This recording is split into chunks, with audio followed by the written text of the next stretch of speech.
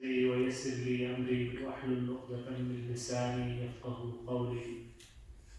سبحانك لا علم لنا إلا ما علمتنا إنك أنت العليم الحكيم.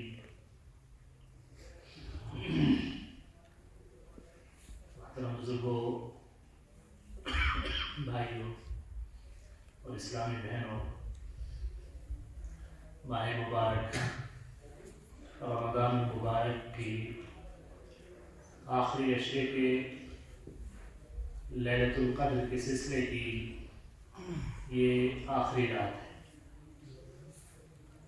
اور دو مناسبتیں ایک ساتھ آج جمع ہو گئی ہیں۔ ایک مناسبت امکانی طور پر لیلۃ القدر کی، اور دوسری مناسبت قیام اللیل میں قرآن کریم کے ختم کی۔ جناب محمد رسول اللہ صلی اللہ علیہ وسلم کے اوپر اللہ تعالیٰ نے آپ کے قلب اطہر پر قرآن کریم نازل فرمایا، اور اس کے سننے اور سنانے اور اس کے دور کرنے کی سنت بھی آپ کی ذات سے وابستہ ہے۔ ہر سال سیدنا جبریل کے ساتھ آپ دور فرماتے۔ آپ کے آخری سال جو تھا اس میں 2 مرتبہ دور ہوا، اور قرآن کریم یہ وہ عظیم کتاب ہے کہ تزکیہ نفس کے اتنے پہلو اس کے ساتھ جڑے ہوئے ہیں کہ اس کا پڑھنا، اس کا سننا، اس کا سمجھنا، اس کا تفکر کرنا، اس پہ تدبر کرنا، اس کا پڑھانا، اس کا پڑھنا، یہ سب کچھ اپنے اندر اتنی عظمتیں لیے ہوئے ہے، اس سے بڑی عظمت کوئی نہیں۔ محمد رسول اللہ صلی اللہ علیہ وسلم نے فرمایا تھا کہ خیرکم من تعلم القرآن وعلمہ، تم میں سب سے بہتر ہوا ہے کہ جو قرآن سیکھتا اور سکھاتا ہے۔ ہمارے سماج اور معاشرے میں عام طور پر حافظوں کو بے روزگاروں کا ایک ٹولہ بھی سمجھا جا سکتا ہے، اس میں سمجھا جاتا ہے، لیکن حقیقت یہ ہے کہ اس سے بڑی دولت نہیں ہے۔ اور خاص طور سے آج کا یہ دور کہ جو فکروں کا دور ہے، جو ابتلاء و آزمائش کا دور ہے، جو انسانوں کی محرومی اور ناکامیوں کا دور ہے، اور انسان انفرادی سطح پر بھی، اجتماعی سطح پر بھی، اور قومی اور ملی سطح پر بھی بڑے بڑے صدموں سے اور ناکامیوں سے گزر رہے ہیں۔ اس دور میں انسانوں کے ہاتھ میں یہ قرآن آ جائے، اس کا فہم آ جائے، اس کا تدبر آ جائے، اس کی تعلیم اور تعلم آ جائے، اور کوئی سینہ اس کو اپنے اندر محفوظ کرنے کی سعادت لے جائے، تو یہ بہت بڑی نعمت ہے۔ اسی لیے اللہ نے فرمایا قل بفضل اللہ وبرحمتہ فبذلک فلیفرحوا هو خیر مما یجمعون۔ اللہ کا یہ فضل اور اس کی رحمت، فرمایا اسی پہ خوش ہونا چاہیے۔ ہمارے یہاں خوشی کے کچھ اور حوالے ہیں، کچھ اور اسباب ہیں۔ بچوں کو خوشی کھلونوں میں، جوانوں کو خوشی اپنی دلچسپیوں میں، اور ادھیڑ عمر والوں اور بوڑھوں کو اپنی خوشیاں۔ کوئی مال و دولت جمع کر کے خوش ہو رہا ہے، کوئی عزت اور شہرت کی بلندیوں میں پہنچ کے خوش ہو رہا ہے، کوئی کسی حوالے سے خوش ہو رہا ہے، کوئی کسی حوالے سے خوش ہو رہا ہے۔ اللہ فرماتا ہوا خیر مما یجمعون، کہ تم جو کچھ دنیا کا جمع کرتے ہو نا، یہ سب سے بہتر یہی ہے، اسی پہ خوش ہونا چاہیے۔ میں نے پہلے بھی بتایا تھا کہ سیدنا عمر بن خطاب رضی اللہ تعالیٰ عنہ نے کسی آدمی کو بھیجا حضرت ابو موسیٰ اشعری کے پاس،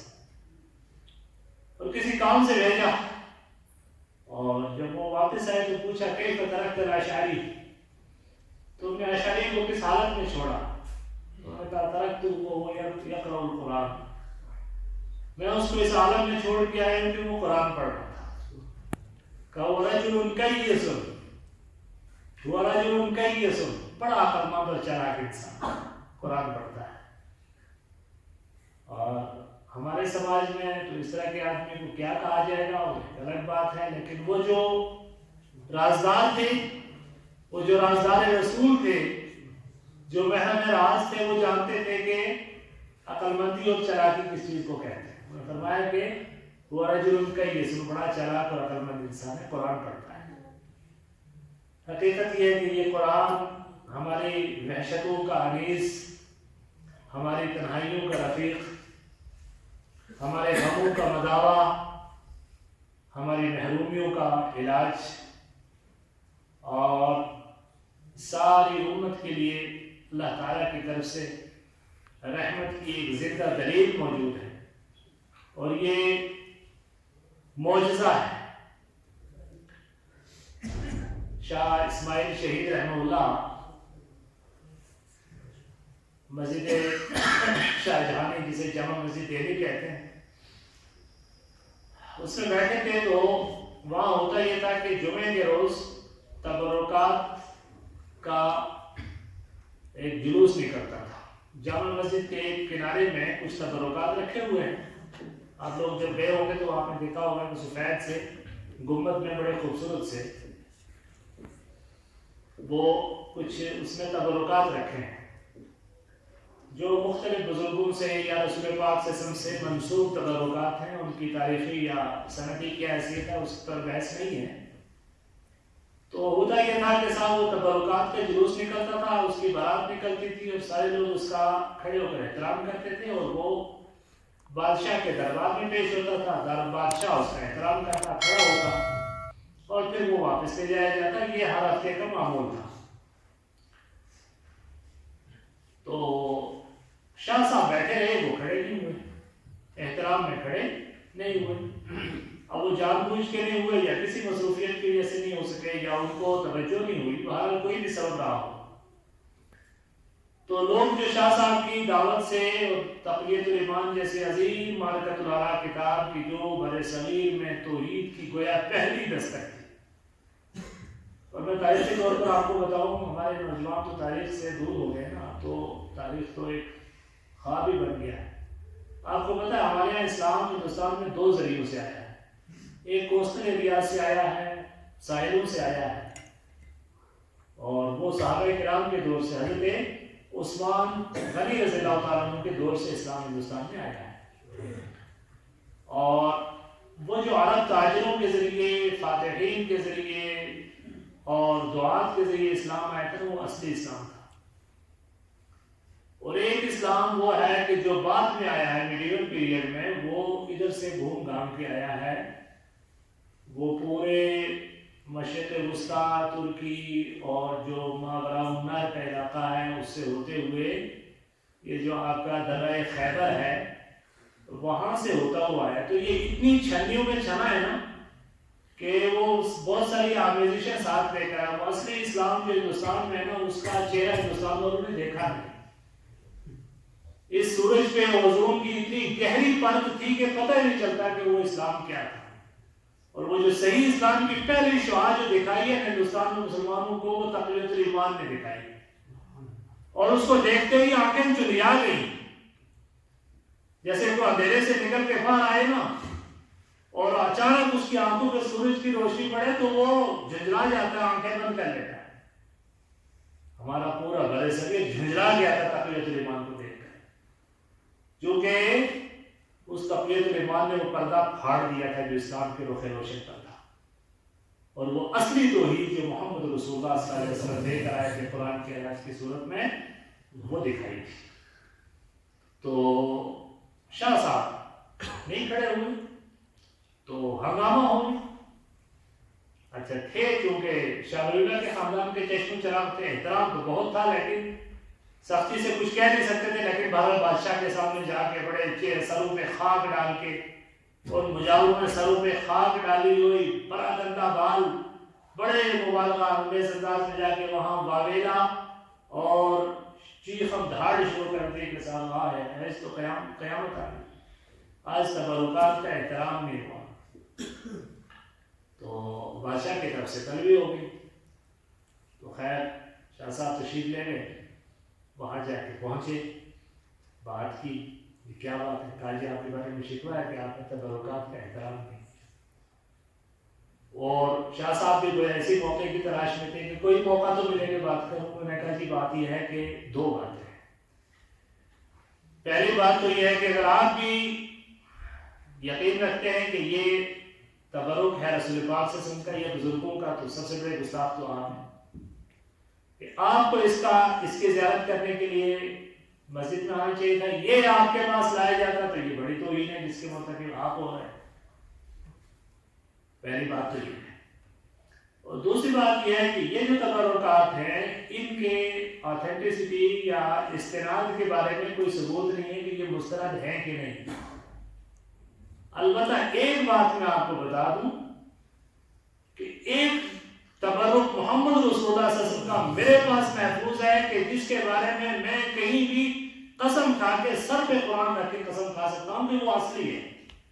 اس تبرک میں کوئی چھیڑ چھاڑ نہیں ہوئی۔ 1400 سال سے اوپر ہو گئے، 1300 سال اس زمانے میں۔ وہ کون سا تبرک ہے؟ کہا وہ تبرک ہے قرآن کریم، اور وہ تبرک ہے محمد رسول اللہ صلی اللہ علیہ وسلم جو محفوظ تھے۔ اِنَّا نَحْنُ نَزَّلْنَا الذِّكْرَ وَإِنَّا لَهُ لَحَافِظُونَ، کہ جس کی حفاظت کی گارنٹی ہے اور وہ محفوظ آئے اور آپ کے پاس پہنچے۔ اور یہ وہ تبرک ہے کہ جو لہرتی دنیا تک کی اس کی حفاظت اور اس کے استناد اور آتھینٹسٹی کی اللہ کی طرف سے گارنٹی ہے۔ اور محمد رسول اللہ صلی اللہ علیہ وسلم کی جو احادیث ہیں وہ بھی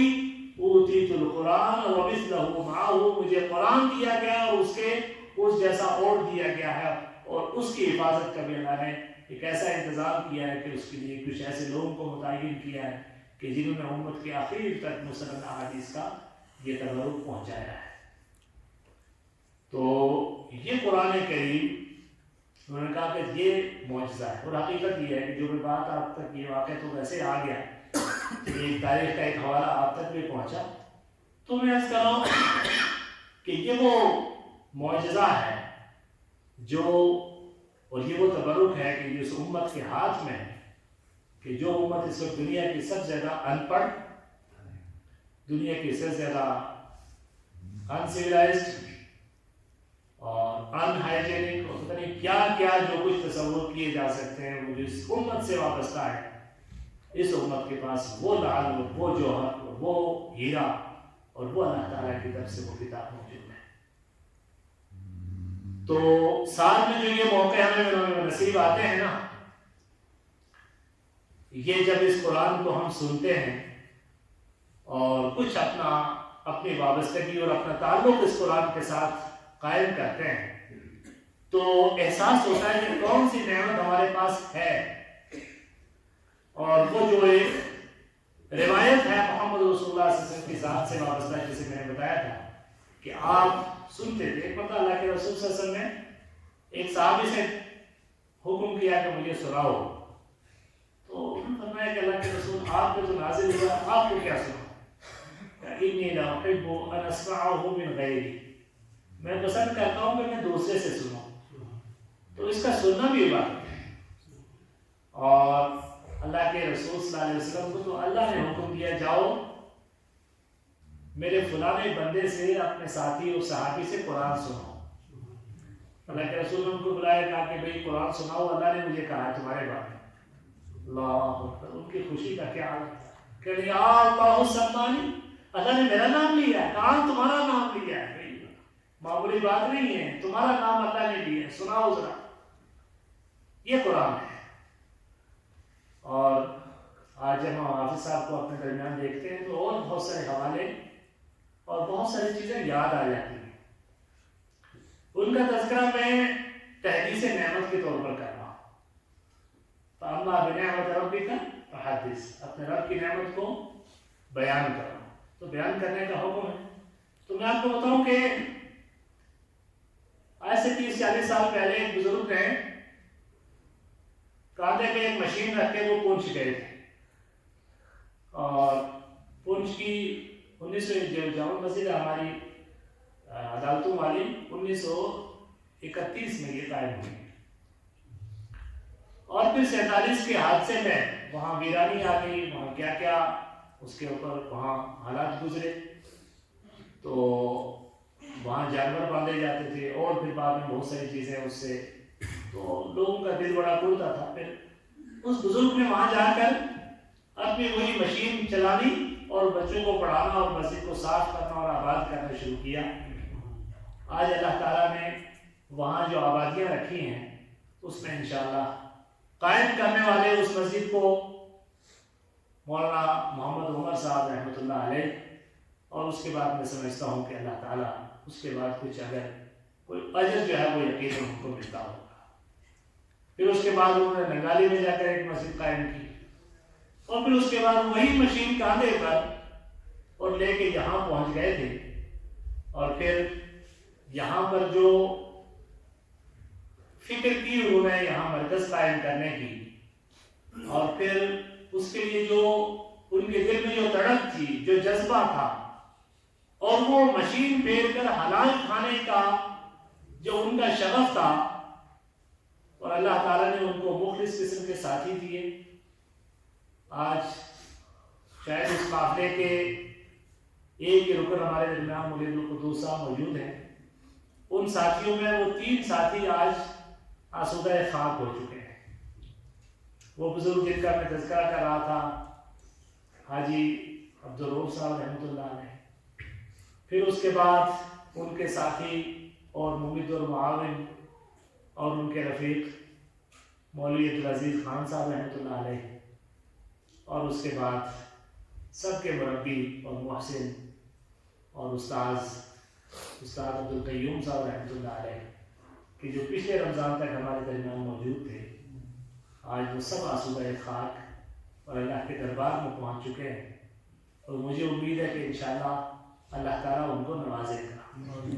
ان اللہ لا یضیع اجر المحسنین، احسان کرنے والوں کا اجر اللہ تعالیٰ ضائع نہیں کرتا۔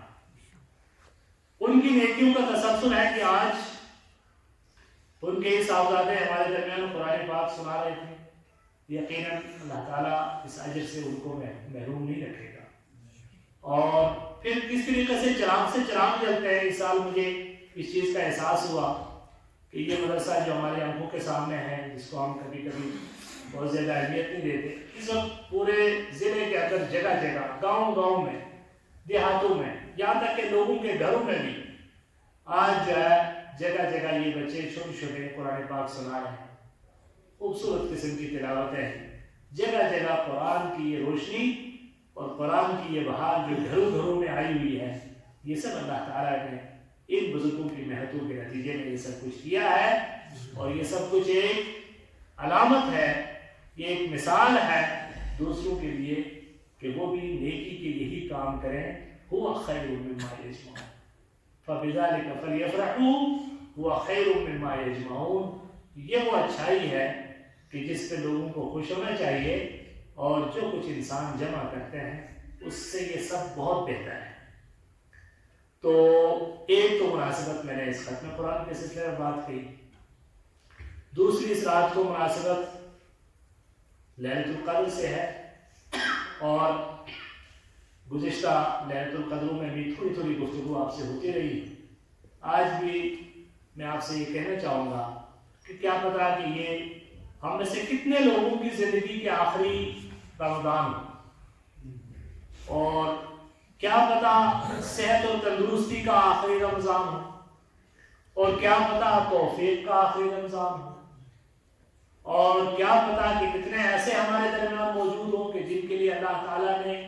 صحت بھی، تندرستی بھی اور توفیق کے پتہ نہیں کتنے رمضان رکھے ہوں گے۔ اللہ تعالیٰ ہمیں ان سب کو اس میں شامل فرمائے۔ اگر ہمارے لیے زندگی کا فیصلہ ہے تو ایسی زندگی ہو وَاجْعَلْ لِي الْحَيَاةَ زِيَادَةً لِي فِي مِنْ كُلِّ خَيْرٍ، کہ میرے لیے زندگی کو ہر خیر میں اضافے کا سبب بنا، وَالْمَوْتَ رَاحَةً لِي مِنْ كُلِّ شَرٍ، اور اگر موت کا فیصلہ ہو چکا ہے تو ہر شر سے راحت دیتے ہوئے غیر مفتونین اپنے دربار میں بلا لیں ملائکہ۔ تو اس اعتبار سے یہ رات ضائع کرنے والی رات نہیں ہے، اس رات میں کچھ محنت کر لیجئے، کچھ وقت جو اللہ تعالیٰ نے ہمیں بچایا ہے، جو ہمارے پاس موجود ہے، اس وقت کے کو اس کی قدر کرتے ہوئے کچھ نہ کچھ قرآن کریم کی تلاوت۔ اور ہم دیکھیں کہ ہم میں سے کتنے لوگ ہیں کہ جنہوں نے قرآن کریم ایک پڑھا ہے پورا، یا جنہوں نے 2 پڑھے ہیں، یا جنہوں نے 3 پڑھے ہیں۔ تو وہ تمام لوگ کہ جنہوں نے قرآن کریم پڑھا ہے وہ بھی رکھے۔ اور تحدیث نعمت کے سلسلے میں ایک خاص بات جو رہ گئی تھی وہ بیان کرنا ضروری تھا کہ گزشتہ جب سے یہاں تقریباً 20 سال سے ہی خواتین کا تراویح کا نظام رہا ہے، عورتیں اپنے طور پر الگ سے بھی قرآن تراویح پڑھتی رہی ہیں اور یہاں کے مائک پہ بھی ان کے پڑھنے کا نظام رہا ہے۔ اللہ تعالیٰ نے ہمارے سماج میں ایسی خواتین بطور مثال رکھی ہیں کہ جو الحمدللہ قرآن کریم کی اس زیور سے آراستہ ہیں اور وہ یہ صلاحیت رکھتی ہیں کہ وہ قرآن کریم سنائیں۔ اور یہ نعمت تو اللہ تعالیٰ نے گزشتہ 2-3 سال ہماری ایک بچی کو اللہ نے توفیق دی کہ وہ قرآن کریم تجوید کے ساتھ حفظ کر کے آئی۔ تو حالانکہ پہلے بھی حفظ اور تعلیم کا ایک نظام چل رہا تھا، لیکن اللہ تعالیٰ نے اس بچی کو ہمارے لیے خیر کا ایک ایسا راستہ بنا دیا کہ خوبصورت اور حسن ادا کے ساتھ ان کے پڑھنے سے لوگوں کو جو ترغیب ملی، تو پچھلے سال 7 بچیوں نے قرآن کریم یا خواتین نے جو ہے وہ باری باری، چونکہ باری میں کسی کو 4 پارے مل رہے ہیں، کسی کو 6 پارے مل رہے ہیں، اس طریقے سے انہوں نے قرآن پاک سنایا تھا۔ تو اس سال بھی وہ سلسلہ الحمدللہ باقی رہا، انہوں نے گھر کے اندر جو ہے وہ تراویح پڑھی۔ تو یہ بھی ایک بہت نعمت ہے آج کے اس ماحول میں، اس سماج میں، کہ جہاں ویمن امپاورمنٹ کی بات ہوتی ہے، ان کو بااختیار بنانے کی بات ہوتی ہے، ان کو دنیا کے ہر میدان میں مردوں کے مقابل اور برابر کھڑا کرنے کی بات ہوتی ہے،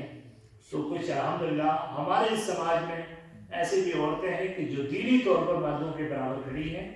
اور ویسے ہی نیکیاں کر رہی ہیں، اور ان کو بھی مسجد میں اسی طریقے سے برابر داخلہ مل رہا ہے۔ وہ جمعے میں بھی آتی ہیں، وہ عید میں بھی آتی ہیں، وہ قرآن سنتی اور سناتی ہیں۔ تو یہ اللہ تعالیٰ نے اس جماعت کا اور ہمارے اس مسجد کو اللہ تعالیٰ نے یہ اعزاز بخشا ہے، اس پر بھی ہم اللہ تعالیٰ کا شکر ادا کرتے ہیں۔ تو میں عرض کر رہا تھا کہ اس رات کی جو دونوں عبادتیں ہیں، گوناگون عبادتیں ہیں، چاہے وہ تلاوت ہو، نوافل ہو، دعائیں ہوں، ذکر و اذکار ہو، اور جو تسبیحات ہیں اور نبی کریم صلی اللہ علیہ وسلم کا درود شریف ہے کثرت سے، ان ساری عبادتوں کا تذکرہ ہوا ہے اس سے پہلے، دعاؤں میں بھی 1-2 مرتبہ گفتگو ہوئی ہے۔ میں چاہوں گا تھوڑی سی ایک بات کہہ کے، میں لمبی گفتگو نہیں کرنا چاہتا، تھوڑی سی ایک بات کہہ کے ایک پہلو کی طرف آپ کو توجہ دلا کے بات ختم کروں گا۔ وہ یہ کہ دعا مسلمان کا سب سے بڑا ہتھیار، الدعاء سلاح المومن، دعا عبادت کا مغز ہے، الدعاء مخ العبادہ۔ دعا بندے اور انسان کے درمیان اعتماد کی ایک مضبوط رسی ہے۔ یہ سب کچھ ہے قرآن، اس دعا کے یہ سارے اعزاز ہیں اور سارے امتیاز ہیں۔ لیکن کیا وجہ ہے کہ دعا کے سلسلے میں بہت سارے لوگ یہ کہتے ہوئے پائے گئے کہ ہم نے بہت دعائیں کی، بس دعا قبول نہیں ہوئی یا ہماری نہیں سنی جاتی۔ بس میں تھوڑا سا یہ نقطہ بیان کروں گا کہ کیا ہماری دعائیں قبول کیوں نہیں ہوتی، یہ کون سی رکاوٹ ہے ایسی کہ جو ہمارے اور ہماری دعاؤں کے در کی اجابت کے درمیان حائل ہو جاتی ہے۔ میں آپ سے عرض کروں کہ پہلی بات یہ سمجھیے کہ دعا عبادت ہے، عبادت ہم نے کرنی ہے، اور دعا کو عبادت سمجھ کے کریے تو کبھی مایوسی نہیں ہوگی۔ اس لیے چونکہ اللہ کے رسول صلی اللہ علیہ وسلم نے فرمایا کہ کوئی بھی آدمی جو اللہ کے حضور دعا کرتا ہے تو اس کے سلسلے میں اللہ تعالیٰ کی طرف سے 3 فیصلے لازمی طور پر ہوتے ہیں۔ یا تو اس کی دعا کو اس کی خواہش کے مطابق قبول کر لیا جاتا ہے، جو وہ طلب کرتا ہے وہ اسے دے دیا جاتا ہے، اور اگر اللہ کی مصلحت اور اس کی حکمت بالغہ کے تحت یہ چیز اس دعا کو اس انداز میں اس کے حق میں قبول کیا جانا اس کی طلب اور اس کی خواہش کے مطابق درست نہیں ہے، کیونکہ انسان تو اپنے لیے اس کی نگاہ تو محدود ہے، وہ جس چیز کو اپنے لیے خیر سمجھتا ہو سکتا ہے وہ اللہ کے عسیٰ ان تحبوا شیئا وہو شر لکم، ہو سکتا ہے تو بہت ساری چیزوں کو اچھا سمجھو، اللہ تعالیٰ کے ہاں وہ تمہارے لیے شر ہو، اور بہت ساری چیزیں کہ جن کو ہم اپنے لیے برائی سمجھتے ہیں ہو سکتا ہے وہ اللہ کے ہاں تمہارے لیے آسان اور آسانی والی چیز ہو، تمہارے لیے نیکی اور رحمت والی چیز ہو۔ تو دعا کو اللہ تعالیٰ اگر بندے اس کی مصلحت کے تحت وہ چیز اس کے حق میں تو اللہ تعالیٰ ویسے اسے قبول کرے گا، یا یہ ہوتا ہے کہ اللہ کے مصلحت کے تحت یہ ہے کہ اس دعا کا اس کے اس الفاظ میں قبول کرنا اس لیے درست نہیں ہے، تو کیا ہوتا ہے کہ اس دعا کو اس کے لیے اس کے نامہ اعمال میں، اس کے میزان حسنات میں، اس کی نیکیوں کے پلڑے میں رکھ دیا جاتا ہے، اور قیامت کے دن جو ایک ایک لفظ یا اس کی قیمتیں جب ظاہر ہوں گی تو وہاں پر یہ دعا اس کے کام آئے گی۔ اور تیسرا معاملہ یہ ہوتا ہے کہ اس دعا کو اس کے لیے رد بلا کا ذریعہ بنا دیا جاتا ہے، اس کے اوپر آنے والی کسی آفت، اس کے اوپر آنے والی کسی مصیبت، یا اللہ تعالیٰ کا اس کے حق میں کیا گیا کوئی فیصلہ اس کو بدلنے کا سبب بن جاتی ہے اس کے لیے دعا، اس لیے دعا کبھی بھی کسی کی ضائع نہیں جاتی۔ لیکن کچھ موانع ہیں کہ جو دعا کی قبولیت میں حائل بن جاتے ہیں، اس سے بچنے کی کوشش کریں۔ اس میں جو سب سے پہلی چیز ہے وہ ہے حرام کھانا۔ اللہ کے نبی جناب محمد رسول اللہ صلی اللہ علیہ وسلم نے فرمایا کہ بہت سارا کبھی کبھی انسان ایسا ہوتا ہے کہ اس نے، اور اللہ کے رسول صلی اللہ علیہ وسلم نے ایک تمثیل بیان کی کہ بندہ کبھی کبھی دعا کے سلسلے میں عاجزی کی آخری حد پہ ہوتا ہے کہ اس کے بال خاک آلود ہیں اور غبار آلود ہے، اور یمد یدیہ الی السماء، اور ہاتھ بھی پھیلاتا ہے، گویا دعا کی قبولیت کے سارے اسباب بظاہر جمع ہیں کہ سفر یطیل السفر، لمبا سفر بھی کر رہا ہے، اور اس میں عام طور پر تصور حج کے سفر کا ہوتا ہے کہ لمبا سفر بھی کیا اس نے، اور دوسرا اس میں عاجزی اور انکساری بھی ہے، اخبار اشعث، بال بھی غبار آلود ہے، اور پھر یمد الی السماء، ہاتھ بھی پھیلا رہا اللہ کی طرف اور اللہ سے مانگ رہا ہے۔ دعا کی قبولیت کے بظاہر سارے انداز اس نے اختیار کر لیے۔ وَيَقُولُ يَا رَبِّ يَا رَبِّ، کہتا ہے اے رب میری دعا قبول کر، اے رب مجھے فلانی چیز عطا فرما۔ تو اللہ کیا فرماتا ہے؟ اللہ کے رسول فرماتے ہیں کہ وَمَطْعَمُهُ حَرَامٌ وَمَشْرَبُهُ حَرَامٌ وَغُذِّيَ بِالْحَرَامِ فَأَنَّىٰ يُسْتَجَابُ لَهُ، کہ اس کا کھانا بھی حرام کا ہے، اس کا پینا بھی حرام کا ہے، حرام کی روزی سے اس کی پرورش ہوئی ہے، اس کی دعا کہاں سے قبول ہوگی؟ فَأَنَّىٰ يُسْتَجَابُ لَهُ، اس کی دعا کہاں سے قبول ہوگی؟ اطب مطعمک تستجب دعوتک، اپنے کھانے کو پاک رکھ تیری دعا قبول ہوگی۔ تو سب سے پہلی چیز جو دعا کی قبولیت کی شرط ہے کہ روزی حلال ہو، اور دعا میں جو سب سے بڑی رکاوٹ ہے وہ حرام روزی ہے۔ تو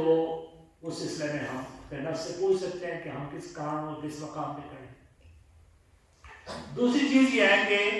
دعا کرتے ہوئے کبھی بھی مایوسی نہیں ہوتی، اللہ کو مایوسی پسند نہیں۔ اسألوا اللہ وانتم موقنون بالاجابہ، اللہ سے دعا کرو اور اس حالت میں کہ تمہیں دعا کی قبولیت کا پورا یقین ہو، کہ تم کس دربار میں کھڑے ہو، کس رب کے سامنے تم دعا کر رہے ہو، تو اس اللہ تعالیٰ کے سامنے دعا کی قبولیت کا یقین کر کے دعا کرو۔ اگر دل میں مایوسی ہے تو یہ مایوسی اللہ کو قبول نہیں ہے۔ لا يقبل اللہ من قلب لاہن، اللہ تعالیٰ اس شخص سے دعا قبول نہیں کرتا کہ جس کا دل مشغول ہے،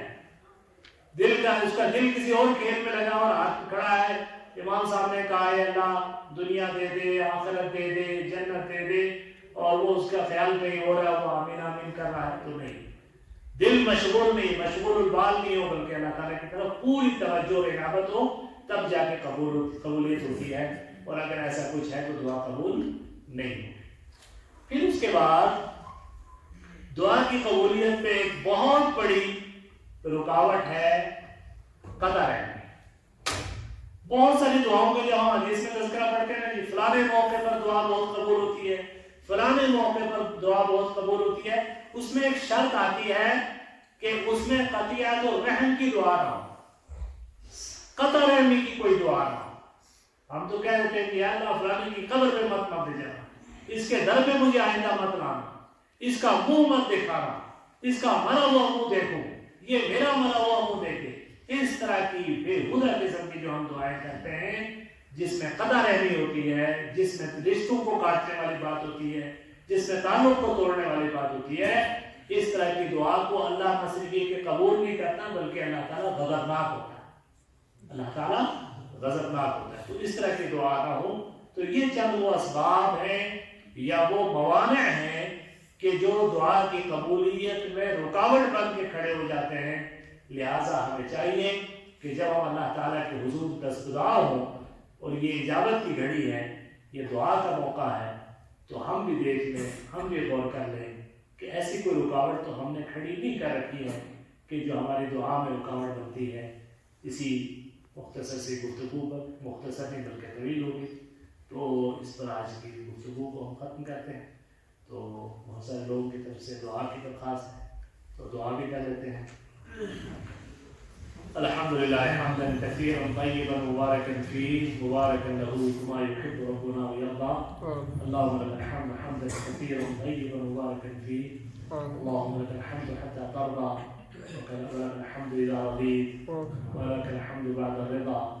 اللہم صل علی محمد وعلی آل محمد كما صليت على إبراهيم وعلى آل إبراهيم إنك حميد مجيد۔ اللهم بارك على محمد وعلى آل محمد كما باركت على إبراهيم وعلى آل إبراهيم إنك حميد مجيد۔ اللهم إنا عبيدك بنو عبيدك بنو إمائك نواصينا بيدك ماض فينا حكمك عدل فينا قضاؤك، نسألك بكل اسم ولك سميت به نفسك أو أنزلته في كتابك أو علمته أحدا من خلقك أو استأثرته في علم الغيب عندك أن تجعل القرآن العظيم ربيع قلوبنا ونور صدورنا وذهاب همومنا وغمومنا۔ اللهم اقسم لنا من خشيتك ما تحول به بيننا وبين معاصيك، ومن طاعتك ما تبلغنا به جنتك، ومن اليقين ما تهون به علينا مصائب الدنيا۔ اللهم متعنا بأسماعنا وأبصارنا وقواتنا ما أحييتنا واجعل الوارث منا ولا تجعل الدنيا أكبر همنا ولا مبلغ علمنا ولا إلى النار مصيرنا۔ ربنا تقبل منا إنك أنت السميع العليم وتب علينا إنك أنت التواب الرحيم۔ اللهم إنا نسألك حبك وحب من يحبك وحب عمل يقربنا إلى حبك، فاطر السماوات والأرض أنت ولينا في الدنيا والآخرة، توفنا مسلما والحقنا بالصالحين۔ اللهم توفنا مسلما والحقنا بالصالحين، اللهم توفنا مسلما والحقنا بالصالحين۔ اے اللہ، جو قرآن کریم قیام کی حالت میں پڑھا اور سنا گیا، اور وہ ساری کی ساری ٹوٹی پھوٹی عبادتیں جو تیرے دربار میں پیش کی گئی، اے اللہ انہیں اپنے فضل و کرم سے قبول فرما منائے، اے اللہ انہیں اپنے فضل و کرم سے قبول فرما منائے، اے اللہ ان کی کمیوں سے صرف نظر فرما منائے، اے اللہ اس پورے سماج کو،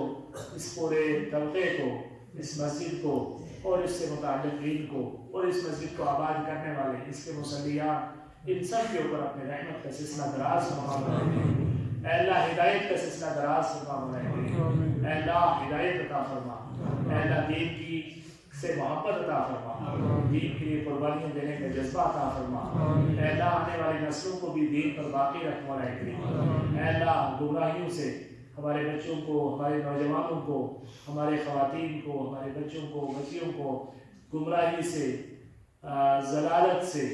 دنیا کی محبت، اس کے نتیجے میں پیدا ہونے والی بیماریوں سے بچا کے رکھنا ہے، اے اللہ انہیں اپنے والدین کی آنکھوں کی ٹھنڈک بنا رہے،